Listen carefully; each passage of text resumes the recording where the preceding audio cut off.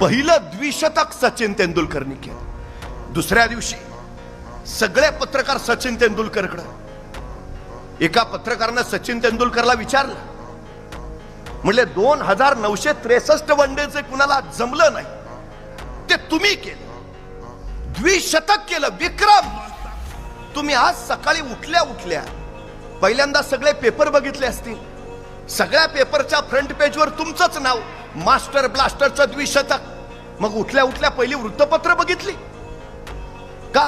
उठल्या उठल्या पहिला मोबाईल हातात घेतला, सगळ्यांचे अभिनंदनाचे मेसेज आले असतील, अनेकांनी कॉल केले असतील, मग उठल्या उठल्या सकाळी मोबाईल हातात घेतला, कॉंग्रॅच्युलेशन्स, अभिनंदन। काय केलं सकाळी?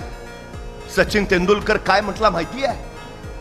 पत्रकार विचारतोय, सकाळी उठल्या उठल्या तुम्ही पेपर बघितले असतील, सगळ्या पेपरमध्ये तुमच्या बातम्या, तुम्ही सकाळी उठल्या उठल्या मोबाईल घेतला असेल, सगळ्या मोबाईलला तुमच्या अभिनंदनाचं मेसेज, तुम्ही सकाळी उठल्यावर केलं काय?